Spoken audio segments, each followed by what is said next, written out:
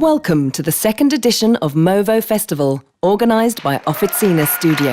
Now sit back, relax, and enjoy the upcoming discussion panel. Simon Holmedal, Marcus Eckert, and John Schlemmer. These two guys you've seen yesterday. John will have a talk right after the discussion panel. So I'd like to start with a video to set you in the mood for the discussion, which is about future of motion design, which is somehow the theme of our 2 days. So I'll ask Honza to play a little video just to get you in the mood.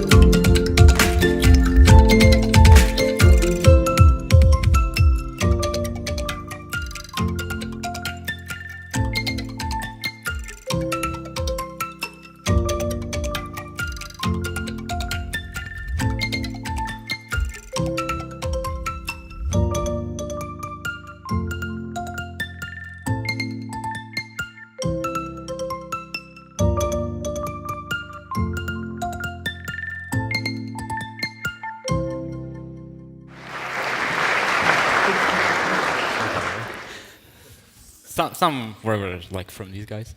No, as you could see, there's lots of technology involved, that especially in the videos I've put together.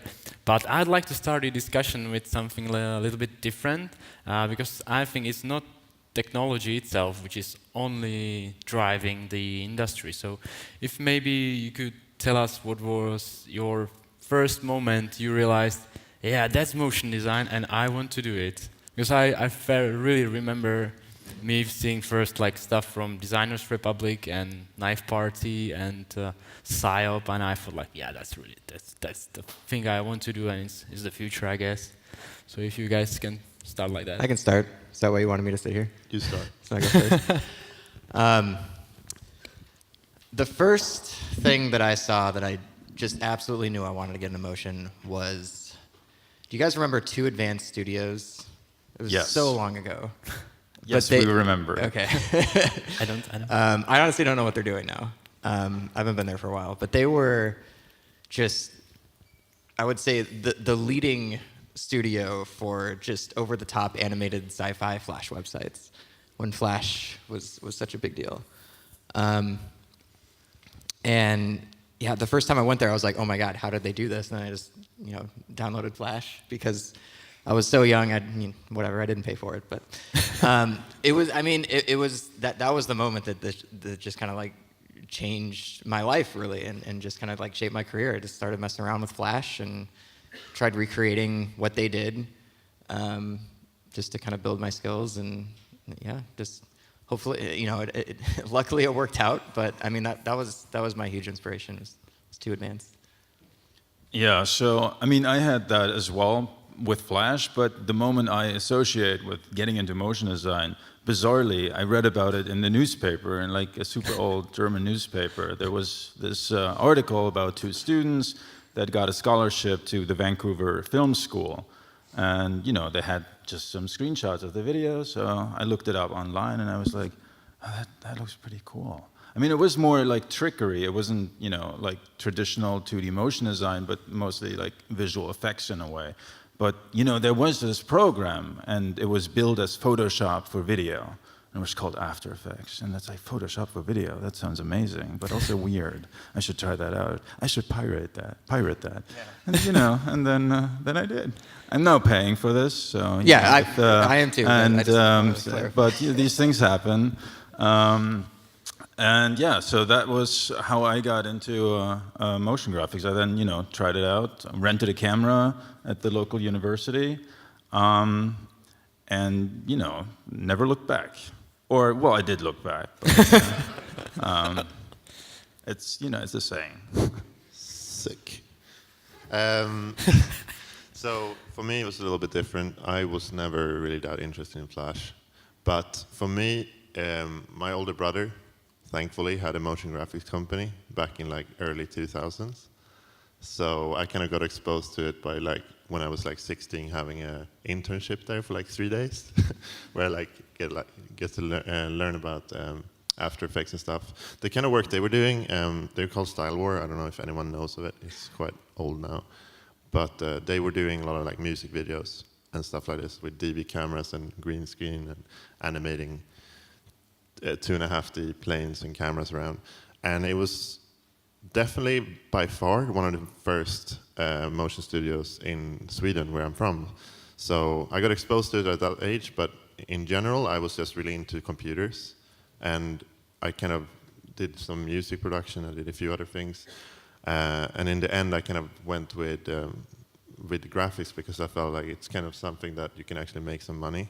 And it was kind of a growing market. So I studied IT for a bit, was always into like coding and stuff like that, but I wasn't very good at it. I was terrible at math. But then by the time I kind of had studied that and I felt like, oh, this is not for me, what should I do? It was like the obvious choice for me, because I've already been exposed to it and see what it can be. And yeah, it just seemed like a lot more fun than getting a job where you need to wear a suit and walk around, you know, with a suitcase and stuff. A real job. It's funny you mentioned that you found out later that you could make money from it. And I hear that so often from motion designers. Like, you get into it because you love it, and then you find a way to make a living off of it. No, I was pretty much choosing from, should I produce music and break through in the music industry, or should I do graphics? And it just felt like a more obvious choice out of a financial standpoint, and I didn't really have a preference at the time, like which one I preferred more, because I loved them both so much. So that was my motivation, but yeah. Well, Yeah, that's cool. That's cool. I also remember that kind of like being inspired and knowing about the software too, because like at uni I think it was second year of college, we had like a really great teacher who showed us After Effects and all these great studios who were producing the work, and I thought like, wow, this is really cool to have the timeline in Photoshop, so and play around, so it's great to be exposed to the software, but also like to get inspired as well to it. So I was thinking like, what trends do you like or hate? And let's say, I don't know, last year or 2 or 3, if you could think of anything like that, or like either technological or like a trend in motion design in general, where it's heading, and you like it or hate it? hate it. Yes. No, I feel like oftentimes what I just find a distaste in, that you see, cinema launched a new tool, and all of a sudden you see like this tool used ad nauseum. Like, for example, suddenly they have fur, and then there's like abstract shapes with a bunch of fur. Or you see this is the replicator thing or whatever. If like the tools are too prominent, and it feels like people are just using the tools rather than being creative with them and kind of combining them to make new stuff, but rather just using the tool for the tool's sake. It's like So true. yeah, reminds me of Photoshop and lens flares. Right. Yeah. Luckily, that is, well, actually not completely. You still see lens flares everywhere, but they've gotten better, right? People don't use the default ones anymore, so that's good. Yeah, I think that's the problem. Also, a big problem is like tutorials and stuff. A lot of people who are making tutorials are showing how to recreate a certain effect.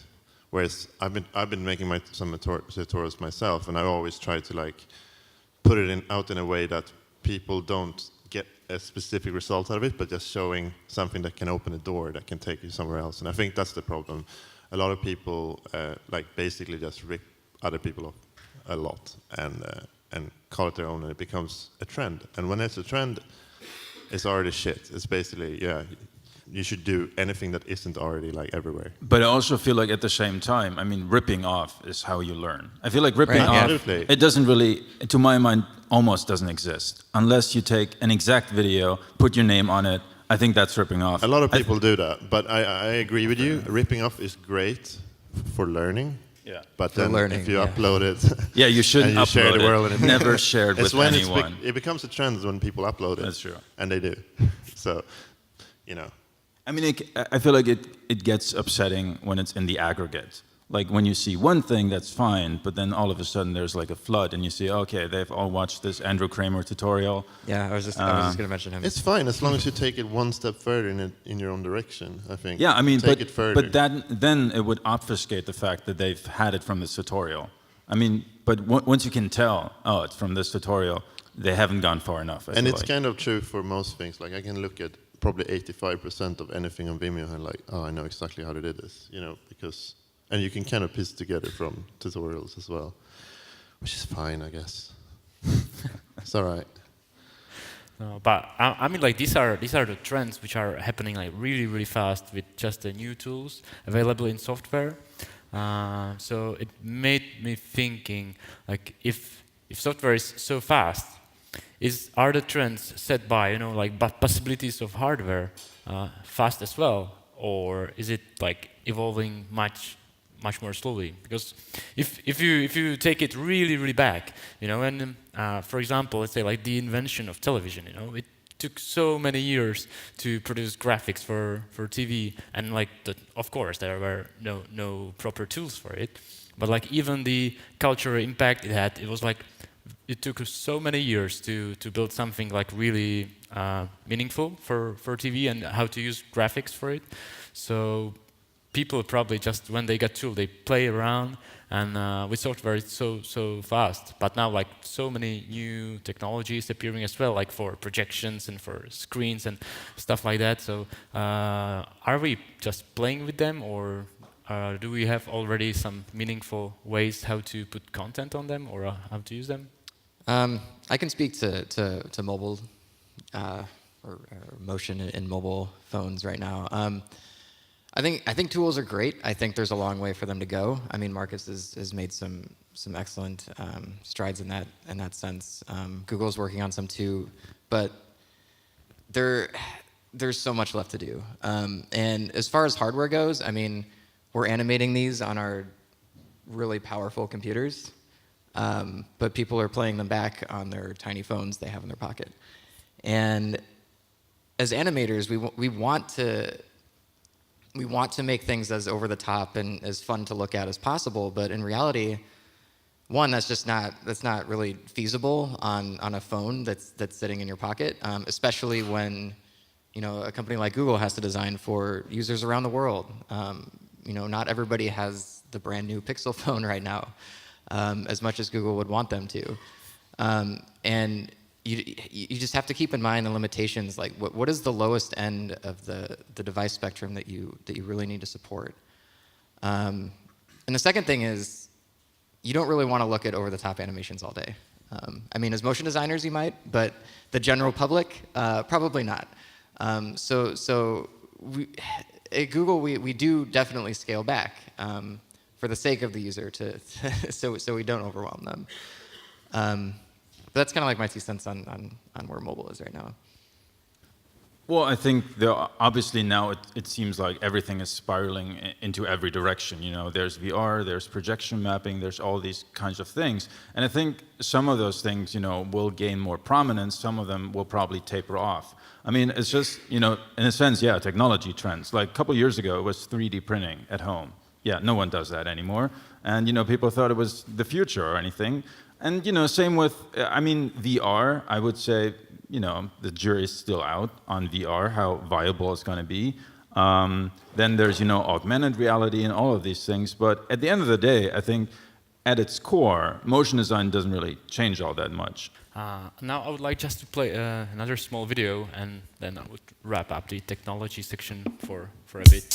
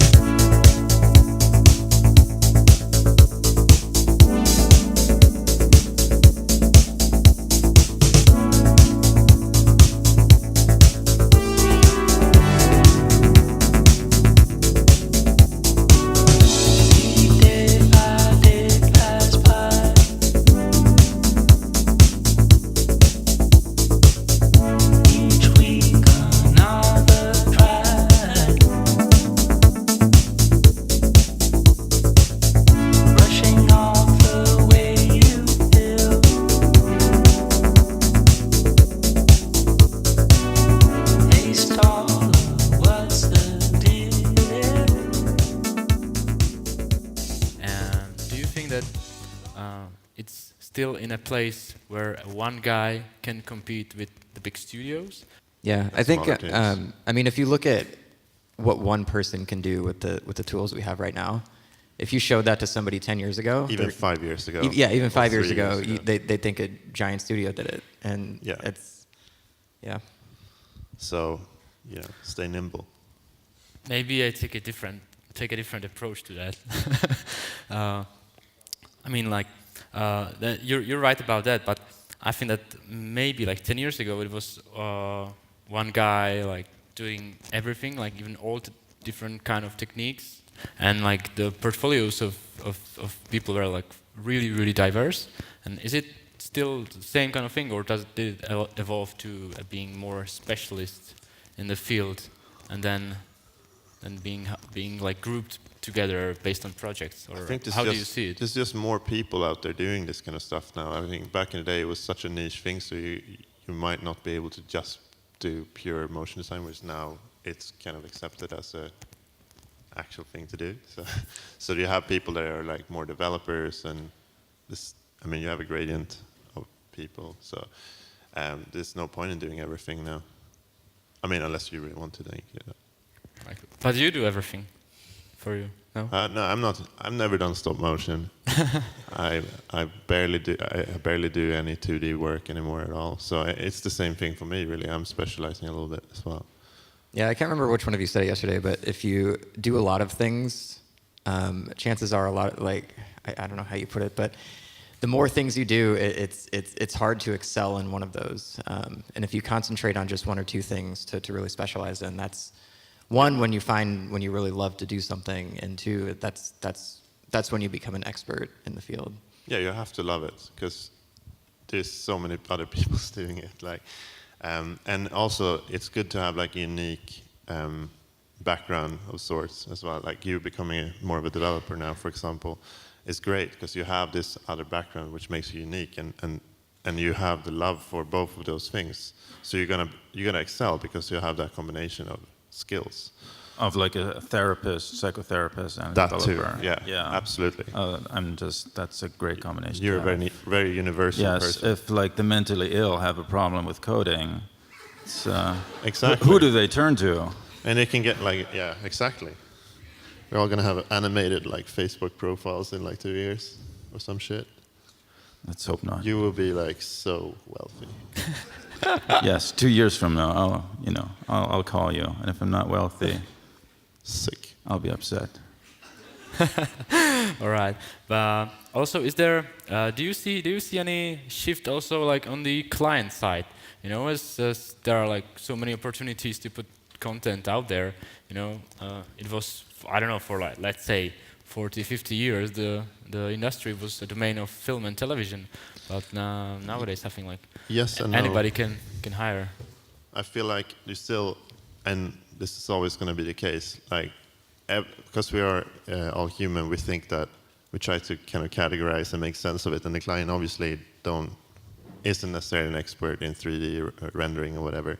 So I have more often than not having to explain why 5 shots cost this much for this project, and then it costs 4 times the amount for this other project. They think, oh, you just pay this per shot, but no. There's a lot of work going into like modeling stuff and whatever. So not every shot is created equal, and I think it takes a long time to explain it. And maybe it's our fault as well for not being able to explain it.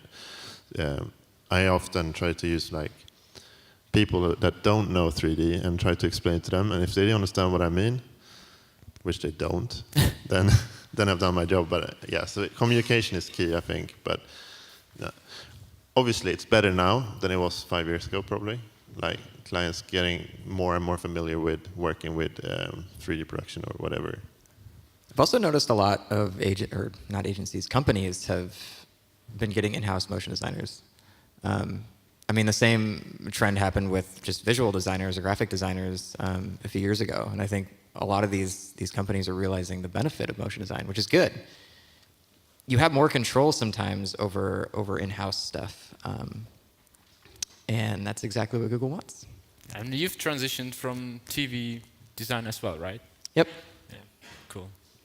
Yeah, that was that was just something that happened pretty organically, especially because, again, my inspiration was too advanced, which was animated websites. So there was still always a little bit of UI in me. But I'll get into that in my talk in about half hour. So we'll save that. That's cool. That's cool. Marcus, is there anything to add on the client side? No, not really. No, let's be honest. You just do Because, personal like- projects anyway. No, I mean, I have clients, but I feel like... Of course you do, but you're building your own tools and that are like on a higher Right. level that kind of trickles through. Yeah, in that sense, and you know, it's not traditional motion design clients so much, so I feel like I don't have to contribute that much. Yeah, but actually, that's what I'm talking about. You know, like for example, the Reuters app. You know, that's video news as well as like video news is every evening on all TVs channels or like general channels. So, but it's like done differently because it has a different system.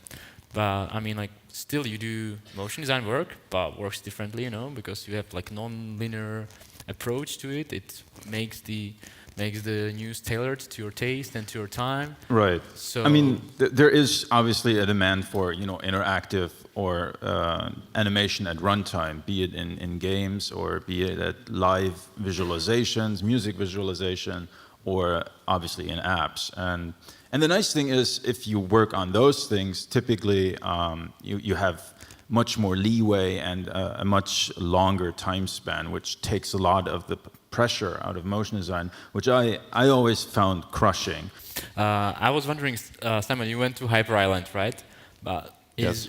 Do you think that, because at least to me it seems like the school which is really trying to catch all the trends which are going on in motion design, or would you confirm on that, or do you think it's somehow different? Because they always bring interesting people to school, and I had several friends in London who went to Hyper Island as well, and now they're like really successful. I think it just happens naturally, if that's a thing that's happening.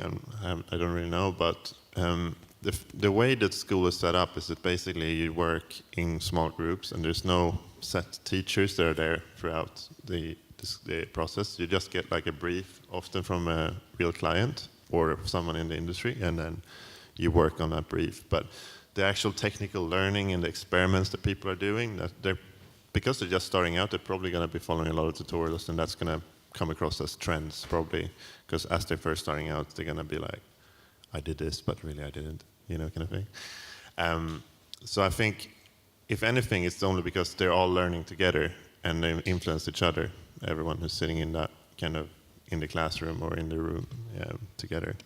You get inspired by the next guy, and you try something similar, and you start seeing trends.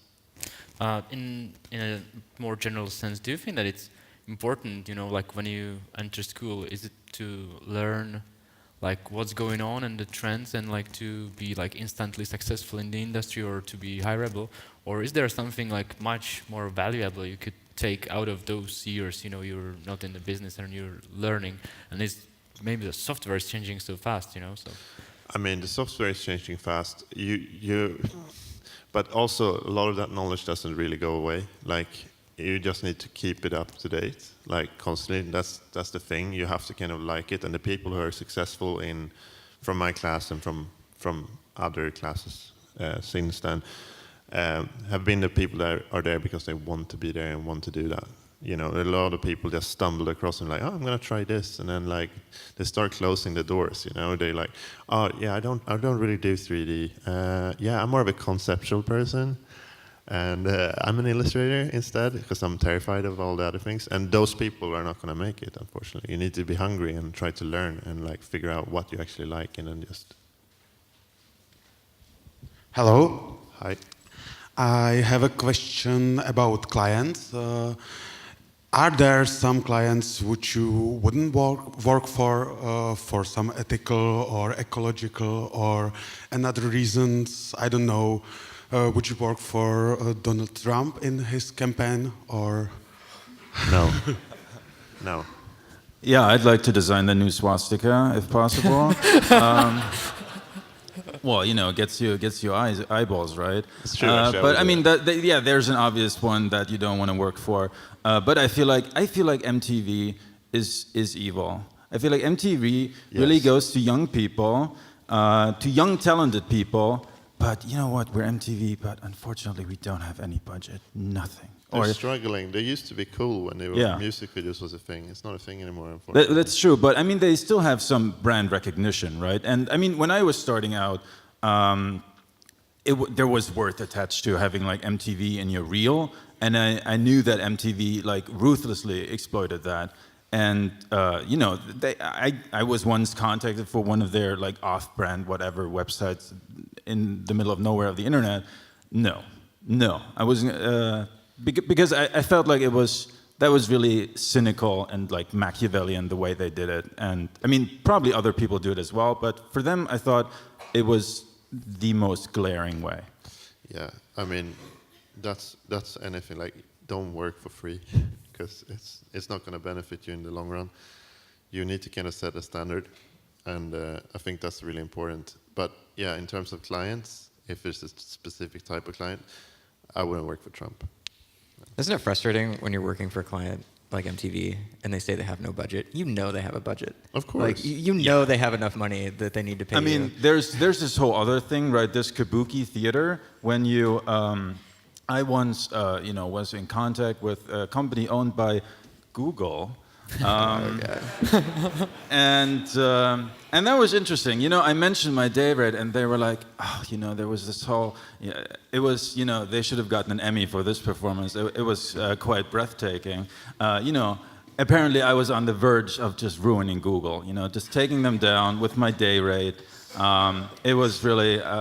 Thankfully, I didn't. You know, I mean, they were really nice people, but when it came to just, I mean, that happens often when it comes down to the money, and especially if they have like a personal stake, whatever, in there, it can become really stressful and annoying. And that's, for me, that's the hardest part of, you know, just being on my own.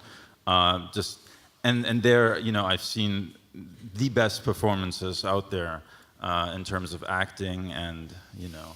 We had we did a job for one of the airlines. It was like a low-priced airline, so their whole argument was that they couldn't afford a high budget because they were a low-priced airline. Nice. Well, could have ruined you. Could have ruined you. Chose not to. Hi. I have a question. How you find the point where you said, okay, this project is over, I work enough for the budget, and I don't want to work much more on this, or always you can say, I can put it on my portfolio so I can work it harder, but do you find this style or way to work it on the budget, like, sorry, I feel like you probably need to kind of set the expectations early on and be really clear with the timeline with the client, because if you have these questions, then the communication has probably not been the best with the client. Like you kind of need to set intermediate points where you're like, we have this part of the project needs to be signed off by now. Here's a few options. What do you think? And be really clear, like, yeah, we're doing 3 rounds of feedback or whatever. And you do that, and you kind of say that now we're done with this now, and we need to go on to the next thing. And try to be clear up front, like, yeah, I want to be able to use this for my website or portfolio, because that's how I make a living, you know. Does that make sense? It's got to be hard, though, when you're doing like what you do, like simulations, and a lot of what you're doing you don't know how to do yet. So it's got to be hard to be able to budget. Yeah, for. but that's what I'm telling them as well. Like, I can't guarantee that it's gonna turn out nice. So we're gonna have. I'm sure to they have, love that. No. But you have to kind of you have to make options, right? You make a safe option. You make something which, like, you see where it's going. You know, you present stuff. You get the feedback, and then. The way I do it is like if I know I need to get somewhere with my project, I just make a wide road, and I stumble across this road like a drunk man, and I kind of find my way during the, and like get a sense of what they want. Hopefully they've asked me to do the job because they know what I do and like my style already.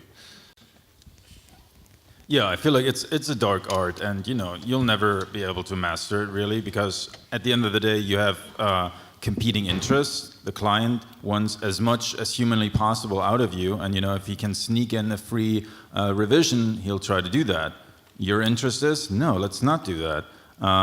And so you probably, I always like to have things in writing via email, and just like to say no to like Skype calls and all of that, because then everyone has their version of what they heard.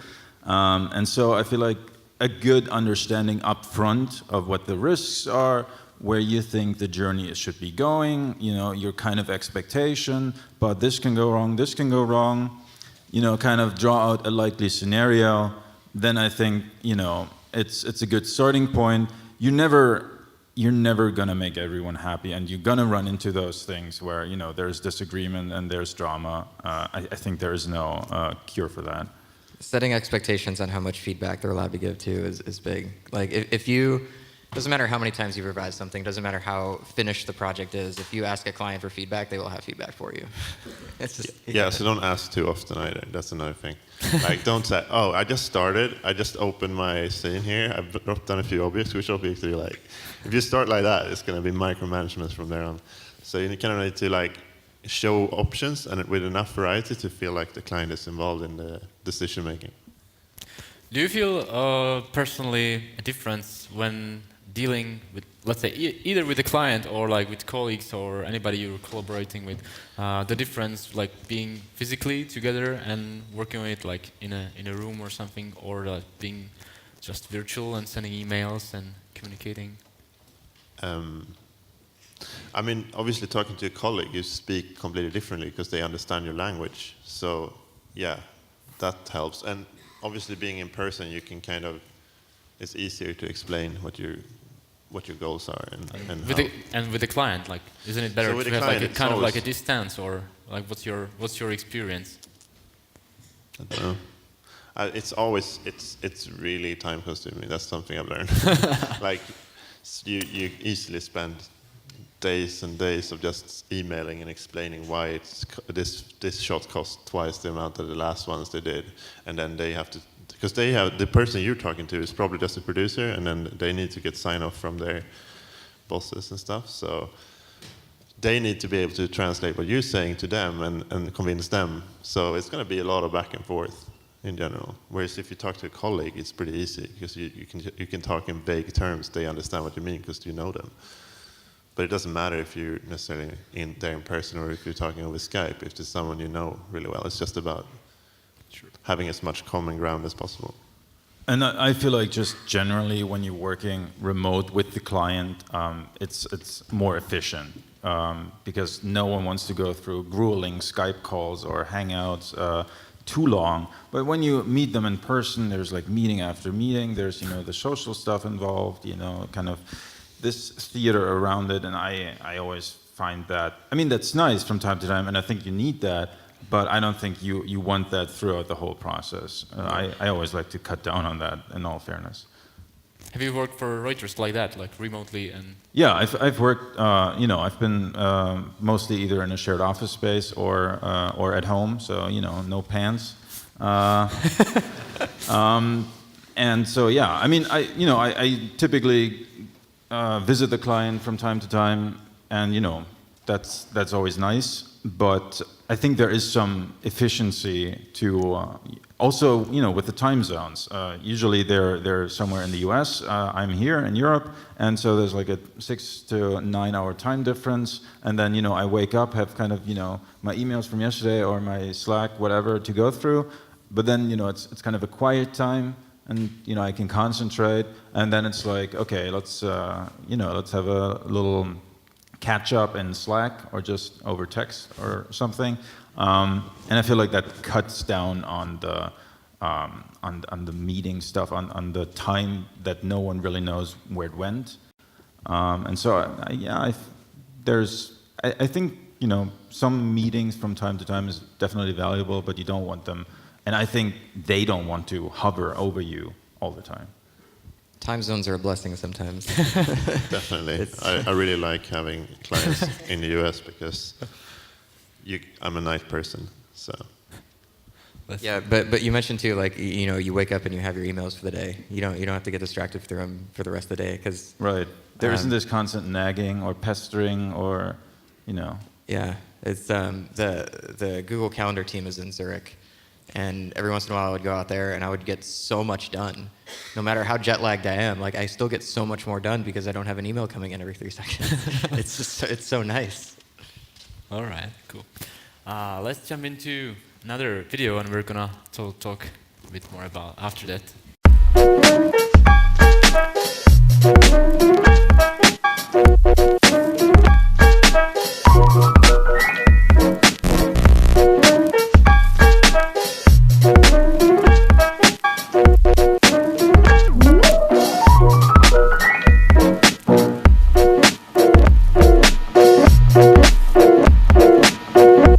I don't care if that panda bear is dancing. Well, maybe. With a hula hoop.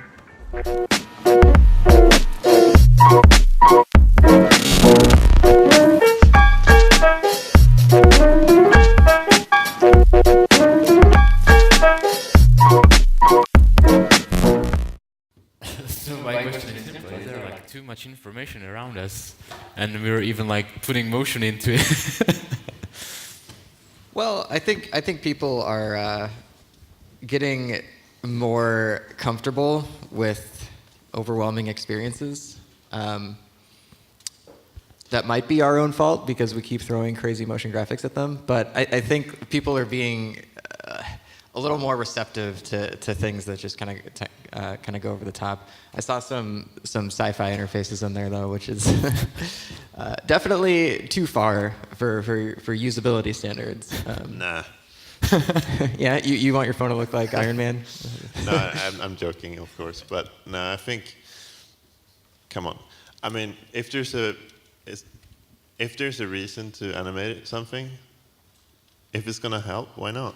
Yeah. I don't think it's too much. I think Yeah, that's the what- more the better. Sometimes I feel like the animation can, you know, like structure the piece actually. So because you know, like it might seem like a really lot of information, but it depends if you understand them or not. For example, if you're like a sport fan and you see like a really lot of numbers, you probably know what they mean. But if you're not following football or hockey, you're probably lost in that. But like if you follow that, and even you have like some animation which structures the data for you, I feel like it could look like almost like the sci-fi interface, and you still know that this guy is like scoring most of the goals. So And the message there really was probably just like, look, this guy is a scientist. He knows what he's doing. He has all those panels there and all the numbers. He knows everything. So I mean, the message was that more than like, you need to operate this thing. It has 1 billion buttons in front of you. yeah, but is there a point like where we as motion designers would say like, yeah, let's stop in here. It's probably like too much. Like there's so much graphics and like so much animation. Like let's Yes, push it. that happens as well. Yeah, definitely. John and I, we talked about that together. Some of you might have seen the Reuters prototype I showed yesterday. That was the first build that went out into the App Store, and it doesn't look like that anymore, for good reason. Because we really went overboard and kind of crazy. And it's in a way a little bit cheating, because it does make it look like the first impression is kind of, wow, that looks kind of exciting. It doesn't look like anything else. But it's also not, it's not made for daily use. It's really great to present, but it's not made for daily use. And I mean, Google kind of has the opposite problem, or I mean, they really have to design for this billion people, and have to make sure that it doesn't get in your way. And animation like that from yesterday was getting in your way. But that said, I think a tasteful and kind of helpful use of animation can help, for example, establish spatial relations of where things live in the app, and so can help you navigate. And so there's definitely value, but it's a line to walk. Yeah, I mean, definitely what we've been doing is making sure that anything we animate is has a reason to be animated. You don't have to do that, but when you're making a design system that's supposed to be geared towards everybody, we have to. And I mean, that's not stopping you. I mean, if you know your audience loves animations, I mean, people download your game specifically for the animations. That's true. So, I mean, there's the game. The game was cool too. But I mean, there's an audience for that. But you just have to know that ahead of time. You can't make an email app, like a productivity app, have over-the-top motion because it's not for that purpose. You're not watching. You're not using it to watch the animations. You're using it to read your email. Common sense. You would think, but no. But in all fairness, it's true. It seems like logical now. But there was all the steps to figuring these things out, Yeah. and I think we, as like the industry, are still figuring things out. Like, what is the line to walk? And am I veering to one side too much, or And on the client side, like a lot of times we have like the client that have all these things they want to get in, all these various shots, but they also want to do it in 10 seconds.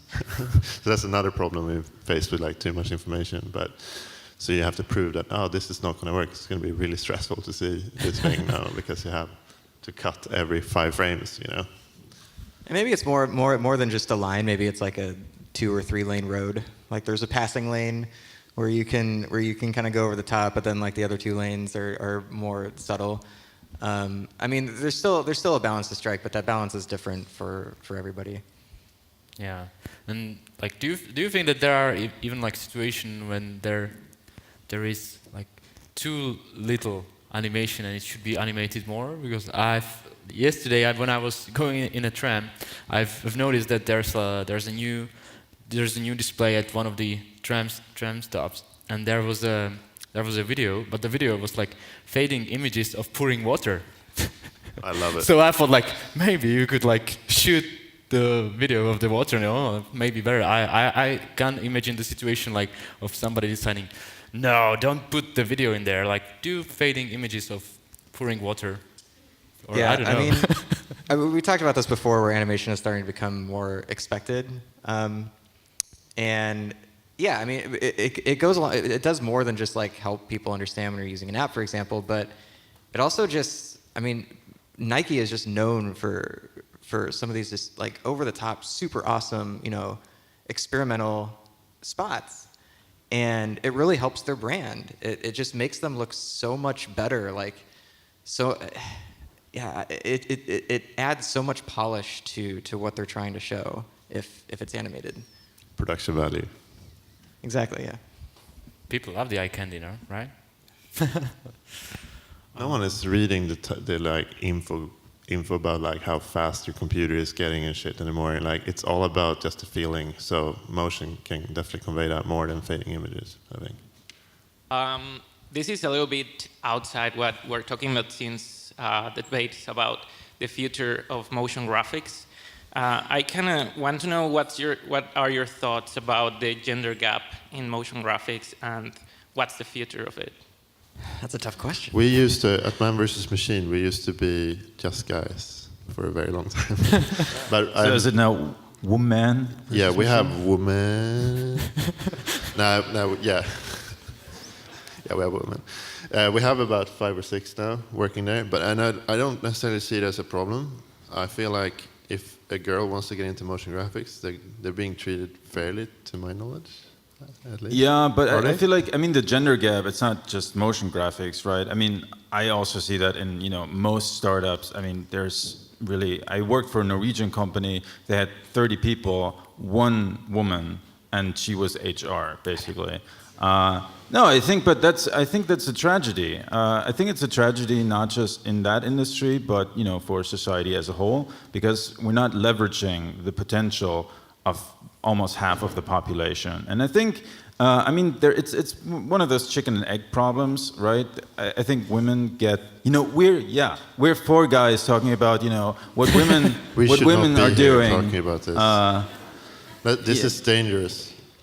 We don't know what we're talking about. Well, hasn't stopped me before. He's got a point. But yeah, I think it's one of those chicken and egg problems, right? I mean, my brother has a daughter, and they go to the register, and there's like Star Wars stickers, and the woman at the register says, "Oh, I mean, she's a girl, but you can have a Star Wars sticker anyway." So it's those subtle expectations of what girls should like, what girls should do. Kind of math is hard, let the boys do that. And I think that's something I've seen a lot of women friends in school who were typically top of the class, didn't have the confidence, I think, where men would be just like, I know 50%, that should be enough. The confidence, yeah. No, seriously, it really goes a long way, though. I mean, our. Sorry, I didn't mean to cut you off. No, but I mean, yeah, that's at the end of the day, that's the gist of it. It's one of those chicken and egg problems, and I don't think it's just pertaining to that industry. Although, I mean, in motion graphics, I think there's not a lot women in motion graphics, but probably more than in computer startups. I would say, so motion graphics, not included in this, I'd say it's a good 50-50 representation of men and women. But when you start to look at motion graphics, I think we have 20 motion designers at the company now, just all across different apps. And how many apps are there? 144. Oh, wow. Don't ask me to name them all. I think out of the 20 motion designers, there are 3 women. And that sucks. It's really tough. Yeah, I guess it's also weird, if you're the only woman engineer in the company or one of the few, and there's always this, and then there's people cast just doubt on even your hiring. Maybe she was just hired because she's a woman, and these kind of things, and these are realities that, in all fairness, I don't encounter that much, and it took me a while to even notice them. Because I'm not confronted with these things, and so, but I mean that's kind of a cheap and lame answer. But I think societies have to change as a whole, and I do think there has to be just from a governmental perspective. It was a debate in Germany. I think people should be forced to hire more women because they're not going to do it on their own.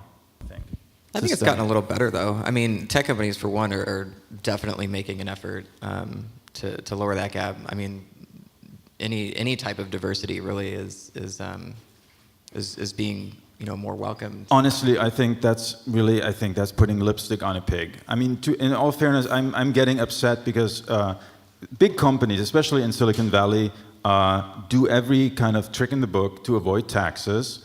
Taxes which are used to promote, for example, affirmative action, to actually get lower class people like black folks, like minorities, disenfranchised people who've been just dealt a bad set of cards, to get them in the better universities and all these kinds. So they offshore all of their taxes, deplete their communities of the money, and then they have these kind of token programs. Oh, we're gonna invite 10 black people to our so weird. This and that. And I think that's extremely upsetting. So I think this diversity stuff is complete garbage. I know, and I think we made a conscious decision trying to hire more women because I think it's a value in having diversity in with people with different backgrounds because you're gonna get more diverse ideas. It's just like common sense, and I think the companies that take that into account to be honest, I haven't really seen this problem that much. Maybe I'm Swedish, which I am. We're quite good at that in general. But I think it comes down to regardless. I can only speak for myself. I would hire a woman or a guy, regardless of their gender. I don't even think about it. But unfortunately, the world doesn't work like that. Okay, I think there was one more hand raising. That was a little depressing. I know. Sorry about that. Good morning. Hi, I just wanted to ask if you have any thoughts about machine learning and neural networks in general, if it's going to help you or us in the industry, or if you see any use of it in the future. Machine learning in a creative field is tricky. Yeah. Because I hope it doesn't ever come to this, but I always felt that creativity is very human. Design is very human, and as soon as we teach machines to design for us, that's when things get kind of scary. It's really scary. Let's hope we don't get there. Yeah, but but it's interesting. It's an interesting thing. Like, and I think maybe for like research, it might be useful. Like, find me stuff that are related to this, like to make like search engines and whatnot better. I think Google is doing in all that. honesty, we're deluding ourselves. I think at some point machines are going to do what we do just as fine, probably better. The thing is, the neural networks. I'm still in denial. The neural networks are now at basically a level of like a slug. So they have the same computational power as a slug. That's not a lot. We're not even at like gerbil level. We're not, No, but we need quantum, right? Well, we just need basically more processing power. There is actually those neural networks. They're not super complicated.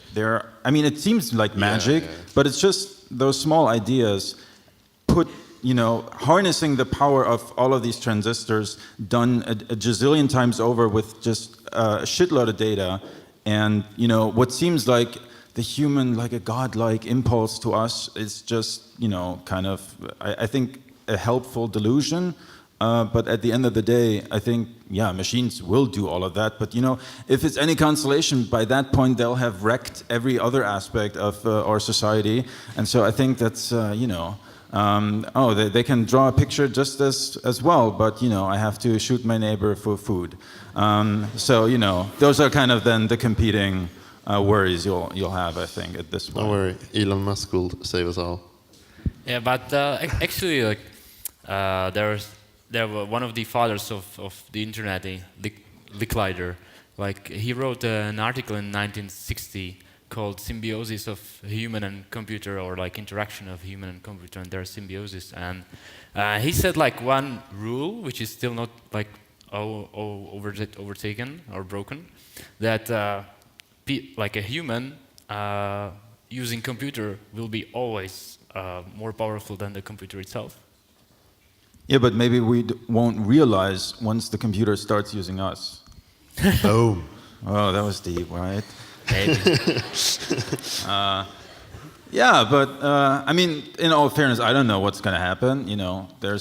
I read science fiction. I have, I'm deeply unsettled. But other than that, who knows what's going to happen? I love it. Yeah. Well, because we're running out of time and there's no break, and we have talk of John coming right after that. So I think we're gonna move this discussion to night hours on the bar during the after party. So I would really like to thank you guys for being part. Thank you very much. Yeah, thank you.